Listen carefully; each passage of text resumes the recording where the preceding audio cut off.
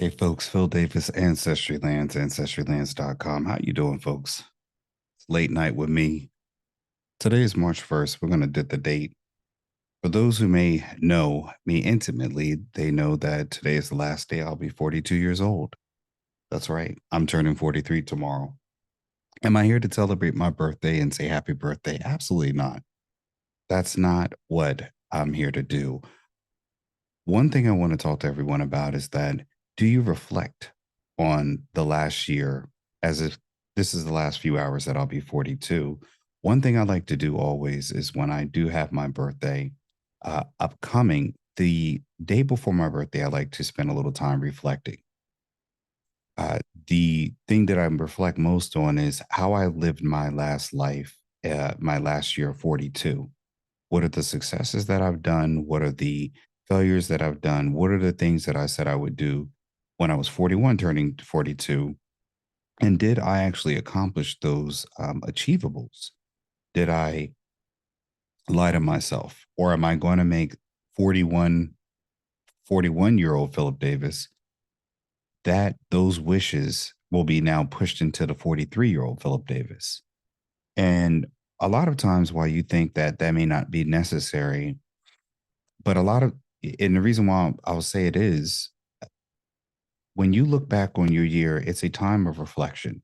It's a time for you to look and really see how close you are to getting to goals. Can you achieve goals? Can you accomplish the things that you set forth, big or small? And it gives you an idea of how you will go into the next. How will you spend day one? How will I spend day one of 43? When I look back at my life and what I've done in year 42, I've managed to increase my employees, although we have let one go. We've had some turnover in Ancestry Lands as a business. And as we all know, the economy is not doing very well in the sense of inflation. Housing market is extremely skyrocketing right now. It's way unaffordable. And as a business, when people are losing or having a lack of access to money, what is your strategy? In my line of work and business and life in general, as I'm aging and getting through the upper years, I'm always asking people, what is their plan? And one of the main things that's a problem with the plan is that a plan is so linear that it only exists in one dimension. And I'll explain that in a little bit. When you talk to people and they have a plan, there is never a backup plan or a plan for if something goes wrong. I think Mike Tyson always put it very best. Everyone has a plan until they get punched. And then the plan changes because now you've got punched, you've been hit. Your plan always revolves around you hitting the other person, but it never actually deals with if they hit you with a left hook that you weren't expecting. How do you guard? Because if you know a person can hit back, then you have to anticipate or form a plan around their hitting strategy, right? Even in the movie Enter the Dragon, Bruce Lee, when the gentleman hit the board and broke the board, Bruce Lee said, boards don't hit back. I think that went over people's heads very much so. When you take time out to get off of the self, as most people do, it's a week-long celebration of your birthday. It is a glorification of yourself. You are deifying yourself because your birthday is something abstract that you have not celebrated, in my case, 42 other times to the 43rd. Everyone tends to deify themselves in that it is their birthday month. First it used to be birthday, then it became birthday week. And now you have many people celebrating the whole month as their birthday, even though that is shared with millions and millions of people. And yes, it is a day to honor your birth, but is your birth really worth the value that you place on it? Are you a value to the people around you and a value to the community at large? I would ask that question. Do people value you, or do people see a minute value in you, a small value? What are your contributions to the community at large? What is your network look like? What are the people who are around you? What do they look to you for, or what do they look to you to provide for them? Or do you have any business contacts? Can you connect people looking for services or products with other people within your network? Or do they need to go to Google? So I ask these questions because a lot of times people, their worth is their own inherited worth. And again, society does not look at a person's inherent worth as true value. It doesn't. Your value is really based off your contribution to society.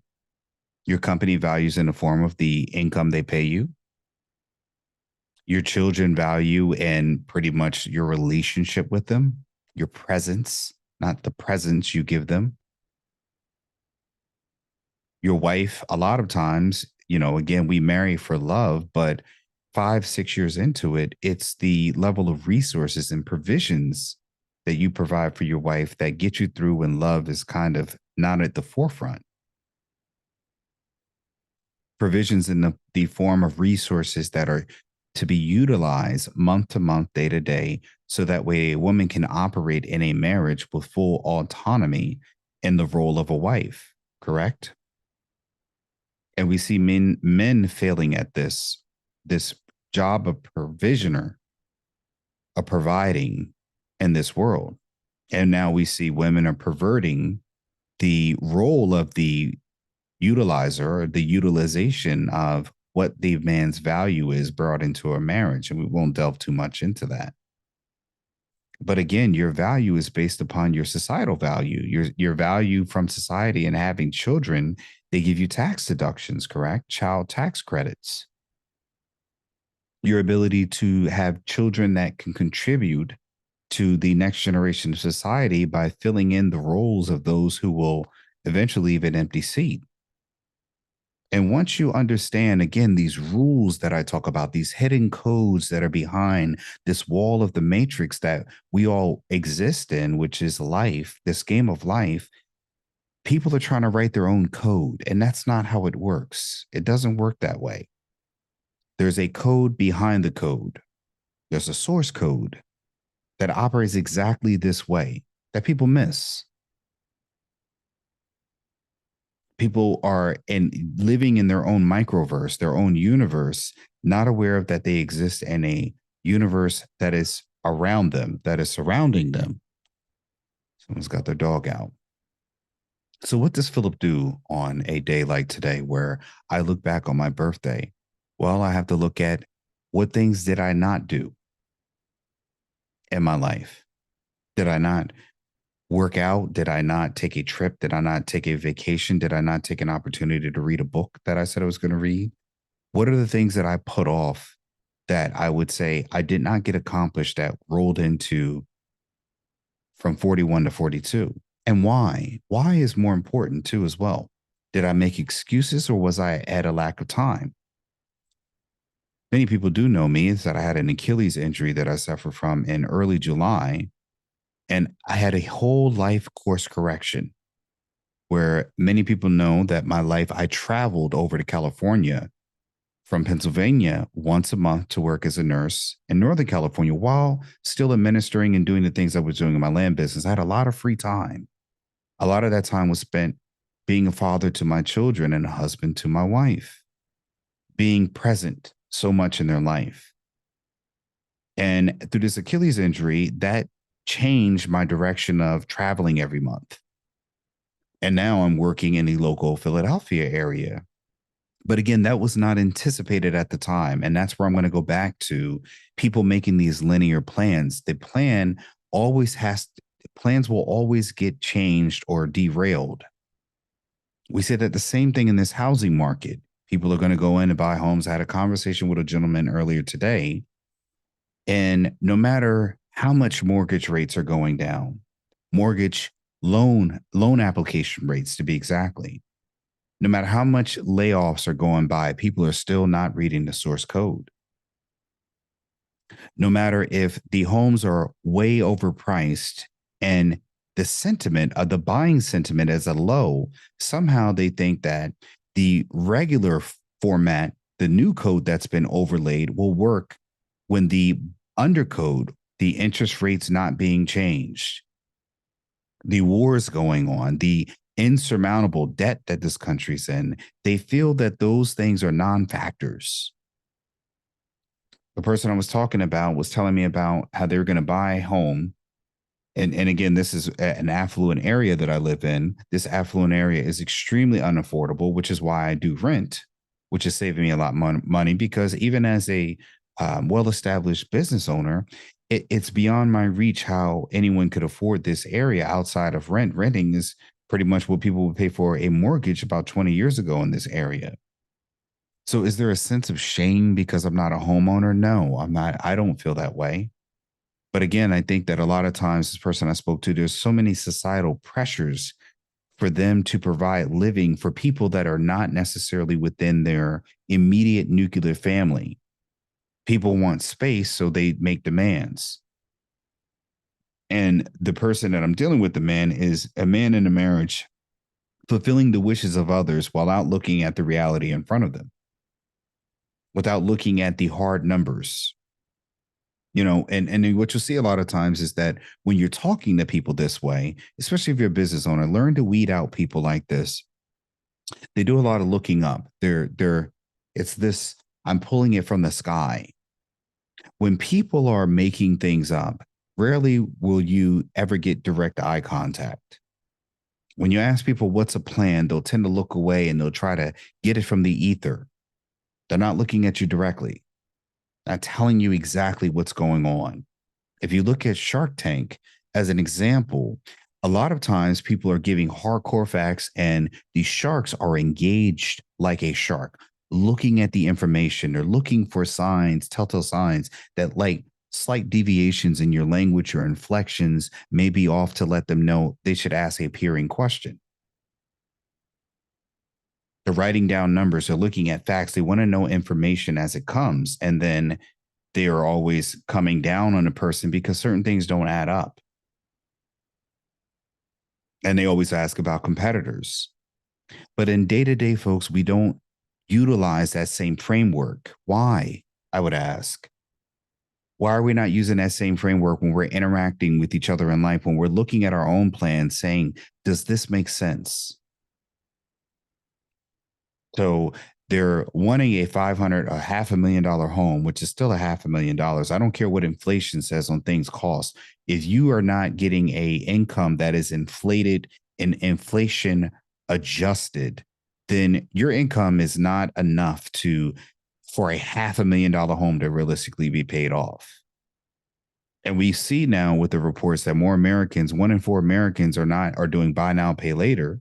I mean, this is 2024, and you have people who are homeowners being house poor. And it's not to take a shot at the homeowners. It's literally because people are not fiscally responsible because, again, our country is not meant at educating you financially.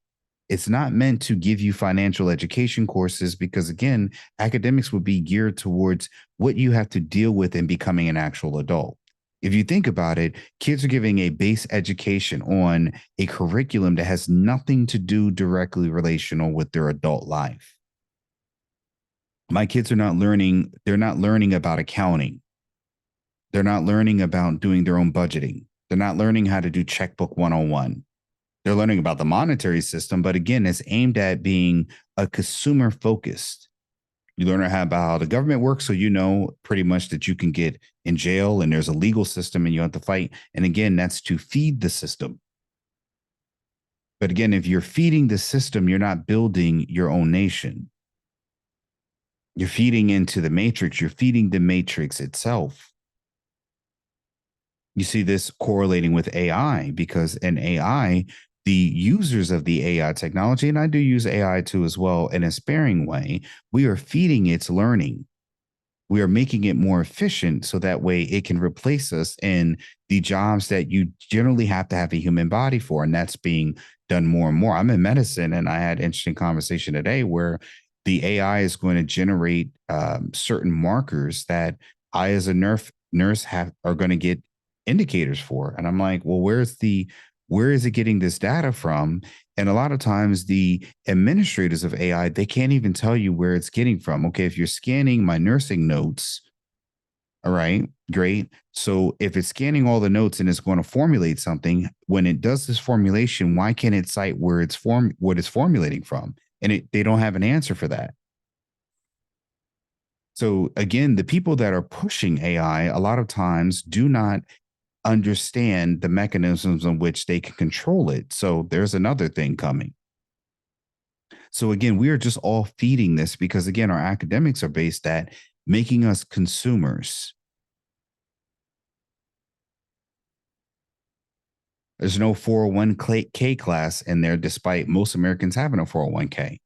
And I think that's partly because if the schools started educating us on 401ks, people would actually decide to invest a lot differently. But investing is not taught, but we have social studies and you have finances, but what level do you have in school? It's not uniform. Even though most working companies will offer a 401k, which one doesn't? I don't know. So I ask again, when you're making plans in life, there's no class on mortgages, understanding real estate. My book is not standard educational content for a middle school to understand what land is. There is no basis of understanding land ownership. So again, where is the knowledge at? You have to obtain it. And you pretty much have, even though the information is free on YouTube, the information being structured in a way that can allow you to walk out steps and processes, that you have to have someone build. Like, when I wrote my book, Getting Dollars from Dirt, a beginner's guide to vacant land investing, that's the only place where you could find that sourced into one area where it's linear based upon someone actually doing it. But that won't be taught in a classroom. Most of the people teaching are not going to fight for an educational program that they see they are struggling with surviving financially themselves. People don't understand how credit cards work. You'll pay a 33% APR on a credit card, but then complain about interest rates are too high at 8% on a mortgage. So when I'm talking to this person who has 3 children of their own, who's about to make a financially risky decision, they're anticipating, if I take a rate for 7 years at 4.9, because they're doing a new construction, new build home, they're going to take an adjustable interest rate at 4.9%. 7 years, that adjustable rate's going to turn into what? And then you ask them, well, I can refinance. Again, it's just the win, win, win, win, win. And I said, well, let's go back to 7 years ago where interest rates were really low. And now you have an interest rate at what the current interest rate is at 7%. The mortgage payment that you sign up for now will be a higher mortgage payment in 7 years. Well, I can refinance. Yes, you can if you have equity. Will you? Won't you? Who knows? This really depends. And then the idea that we could just sell and go, well, if you have children, it's a little hard to uproot your family and just sell and go. That this doesn't always work out that way. So again, people are planning their lives for the every win, everything I do, I'm going to be able to accomplish. And I would ask you, if you look back at your life in one year, were you able to accomplish everything that you set out for? Or will you make excuses for your failures? That's why having this reflection at the turning of a new age allows you to take a look back before you step forward. You spend this time looking at corrective measures that you can make and implement in your life so that with the next year you don't pretty much carry the next year into the next year into the next year.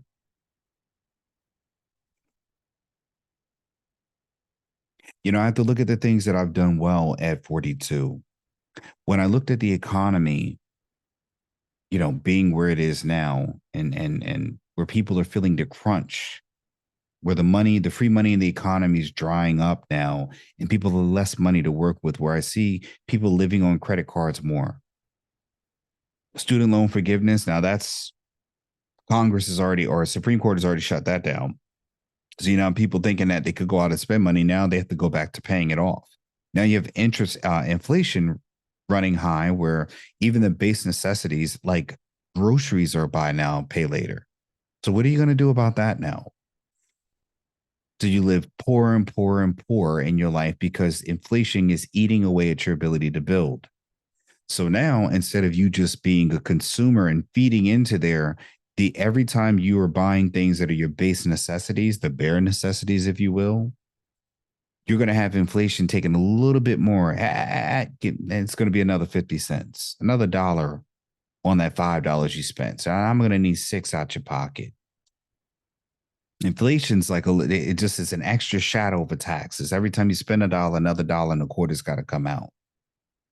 And now people are starting to get in it, but really there's no more room. It's like when you see animals going into the slaughter, at some point the animal starts to realize that, whoa, this is not just the regular trail that we take. Now I don't see the rest. There's no cow in front of me. That's because I'm next for the slaughter. So I say to people all the time, how do you prevent this? Well, what do you do? Well, first, you've got to start reflecting on the past and looking at what you've done to get you to this spot. Are you at where you want to be? And when you do that, you got to actually start. Don't lie to yourself. Don't allow yourself to be sucked into your own bull, your own excuses, your own lies. Don't allow yourself to be made to say, well, I could do this here, do that there. No, you have to take a pragmatic look at yourself. You have to take a look at what you could have done, what you should have done. Were you able to get up and go to the gym that day? Okay. Then when you set a goal, not like New Year's resolutions, because everybody sets them and immediately fails a week later, you got to actually start looking at these small victories. What are the things you did right? What are the things that you did get accomplished and why? What was motivating you to get those things accomplished? And for someone who didn't do it and just blew everything off in that, honestly, I don't even know if there's any hope for you. I don't. Why would there be? If this is your fifth year blowing everything off that you should have gotten done, you've never applied yourself. Why should we think you're going to change now? What you should do is just say, one thing I'm consistent at is to keep failing. But again, when are we going to take the delusion off and start looking at the reality of things? And I'll say in my own experience, I think we had about 4 months where sales were really low, people buying up land. I went into that saying, I need to have staying power. Every business in America plans for downturns. I'm sure the government plans for downturns. And we think that they're all haphazardly doing things. They have to be planning for downturns because downturns come. We know recessions come, but now they've changed the definition of recessions, and now they made everyone believe that $7 bacon is it. It's not that much. Even had the Fed chairman up here saying that, hey, we're going to keep in rates at where they're at because higher inflation's not that bad. Writing's on a wall. And everyone said, let the market decide. Okay, well, yeah, when the market crashed back in 08, the same people talking it weren't talking it then.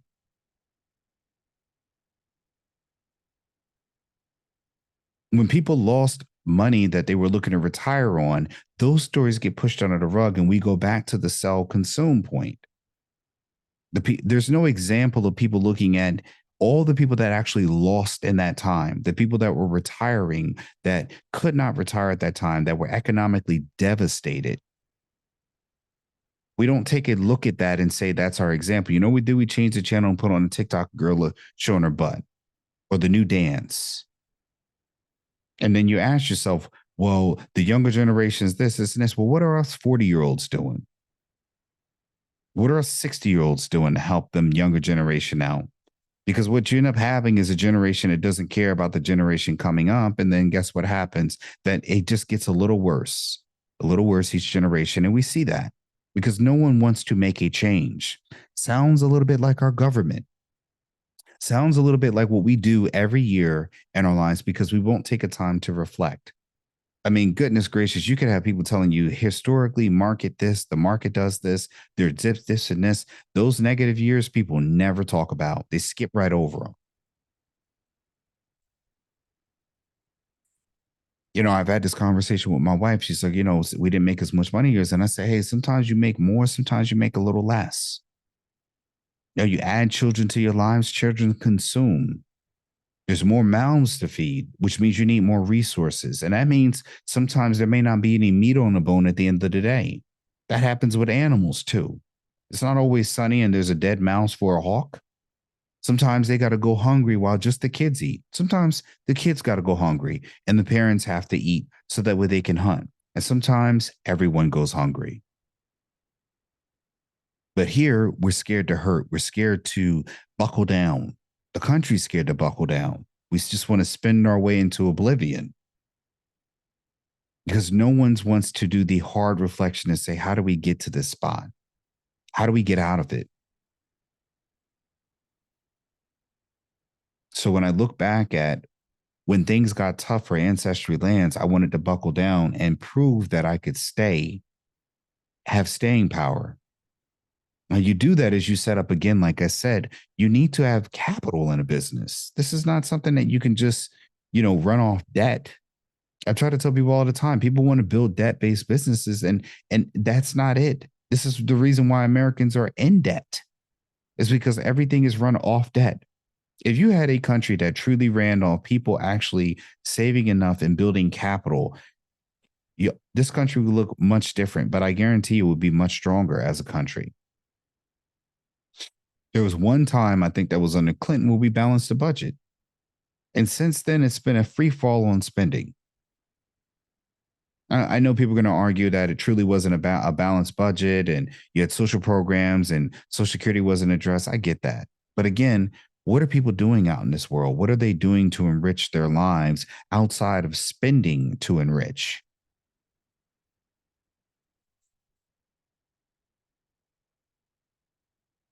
Since last year, this time, and it's not meant to brag, I think we're almost at what, 77,000 subscribers now? So when land was not selling as much because money was drying up or people were finally ready to take a vacation because the mask mandates were down, I went into making sure that our social media presence could be so that way you can watch videos like this to get information that you should have. Information that after 26 minutes, hopefully you stood around and listened for. And I'm just wondering again, when I do all the videos that I do, are people really listening, paying attention, seeing how their lives are being just chipped away at ever so slowly? And again, I'm going to say 99% of your problems lie in your financial understanding and how to move through this world. If you master how to financially move through this world, life can be a lot easier and more enjoyable because believe me, when I was broke, when my credit was bad, life was it was so hard to move through. When I was making more money, but I was wasting more money when I was younger, about 20 years ago, life was much harder. My relationships were harder. Yes, I was younger. Yes, the women were younger. Yes, the bodies were all different and everything else was different, but life was much harder. My freedom, my mobility was much harder. Now I take vacations because I want to. Before, I just couldn't take a vacation. And if I did, I knew I had to pay for it after I came back. We seen a video a couple years ago before my third son was born. We took a vacation to Cape May and we watched dolphins swimming from the balcony because we had a beachside view. And that's because I'm at the point where I understood financially how to move through this life, how to build good credit. And again, I became an author. I wrote a book, and that book got published last year. It took me $5,000 and a lot of work and much my own time to get that book written. But again, I did it. I'm still getting paid today from it. So much so that I'm looking at my family members making videos and they're being inspired. And I see people who are still making excuses on why they haven't started. I've seen family members come and go. They here today, gone tomorrow. I've even seen some family members actually watch a YouTube video that I had, despite never getting their support before. But again, that's just the way it goes. I keep moving forward. I managed to employ my children. And my wife finally, I think, gets it after this year when we're doing our taxes. We've learned to become better business strategists when we are dealing with decreasing our tax overhead. There's so much more that you can involve in now, this part of my life. I'm entering the point of building up a vast network where I protect that network. I'm starting to connect people who need resources from me. And it's not just a one-to-one connection. I got a guy who can do land. I'm now connecting corporate lawyers with people who are business owners. I'm now talking to people about want to do partnerships. And again, that evolves when you become involved in your financial strategies in life. When you become involved in the details that lead to you becoming better financially, becoming more aware, being more resourceful, people will look to you. It's just no more different than when you become involved in becoming better at your trade and you becoming expert, people look to you. It's no more than a doctor who's written books or written stuff in the American, what is that, medical journal, and they've done tons of lectures. People look to them for their knowledge. And the same can be done in individuals and individual communities because, again, knowledge is power, but the greatest power is the power of influence. And people miss that. It's your ability to connect people and offer services to be a person that people know and come to because you are serving a purpose for a higher purpose. So do you always have to have the skill yourself? No, you do not. But again, your ability to interconnect with people from all walks of life and be able to connect those people to the people who are looking for them, those services, the other businesses, and be resourceful because you are in the know with your life. More doors will open to you. But again, you've got to be in your life. And I do this video to say for mainly for myself because I want to be able to do this every year that I'm turning a new age and be able to look at the things that I've done and the things that I look forward to doing. You know, today, the last day on my 42-year-old day, we sponsored the people who interviewed us before, the Entrepreneubians. They now own Arita's in Wyncote, Pennsylvania. Their grand opening was today, and I called Trace, one of the owners, Trace and Tiffany. Shout out to you all about how their first day went. It went very well. We sponsored a videographer to do a lot of footage on their grand opening. These are the first people that brought us on a podcast to interview. And I'm happy to see how many people I've sponsored. Ancestry Lands is sponsored because my children are now watching. They're seeing what I'm doing. They're following the footprints, getting the little breadcrumbs that I'm leaving for them. And it's my hope that when I look 20 years from now, I can look at this video and say, man, I'm glad I did it. I'm glad I started. And what have I done since then? And you can all look at these different pre-birthday videos and start looking at what I've done, how I built things, and what I plan on doing in the future, the next year, because it won't stop. And I'll leave you with this little bit.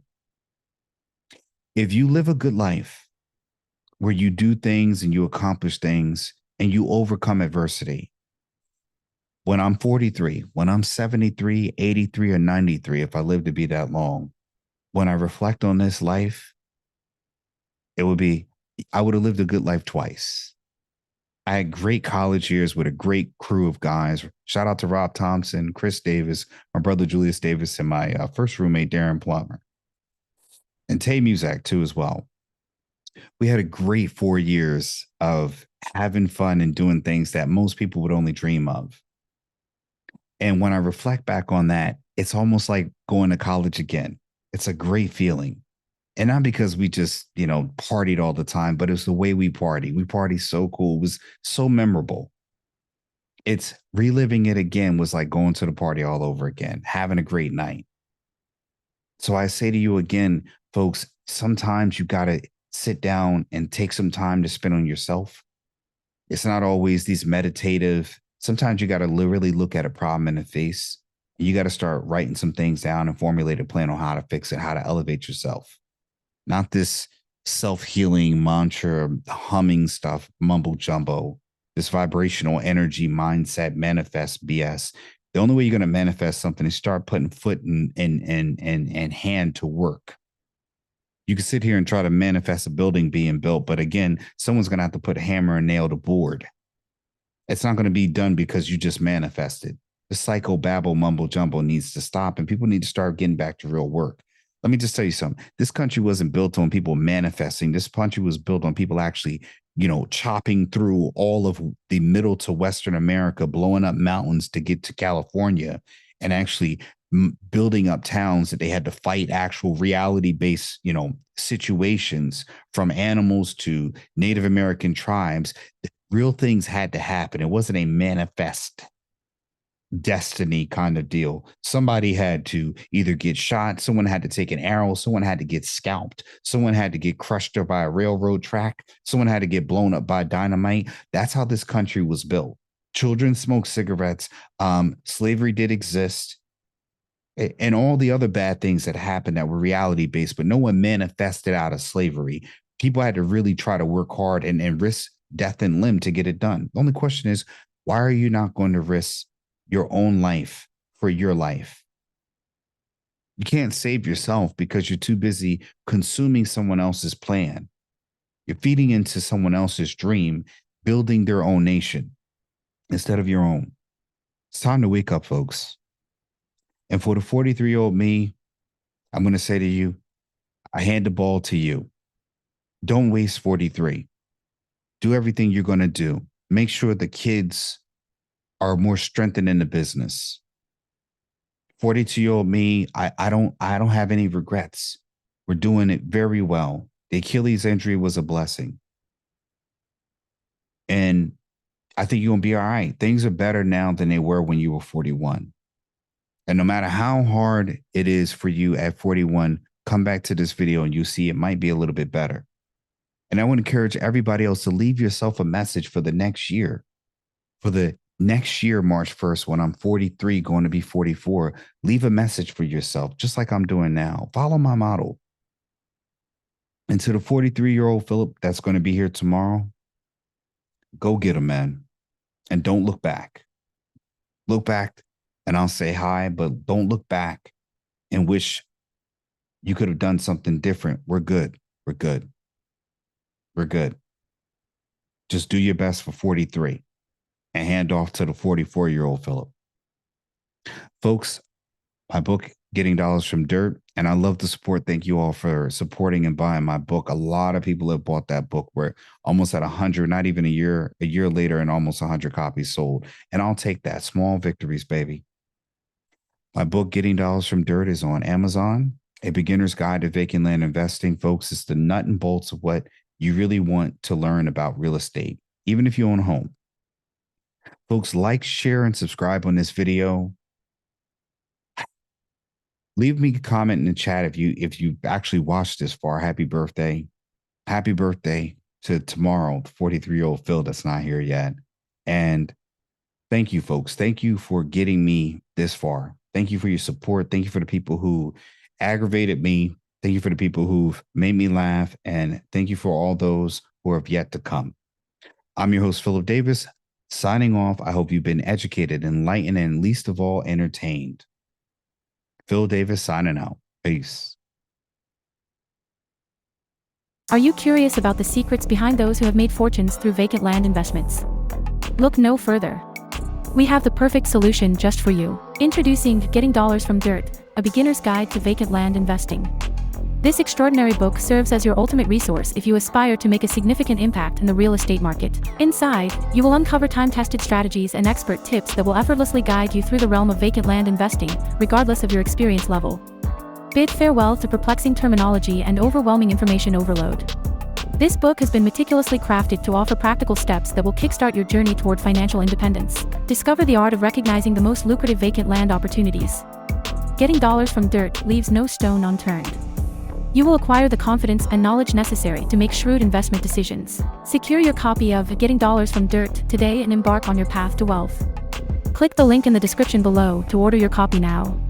Don't delay another moment. Begin constructing your fortune today.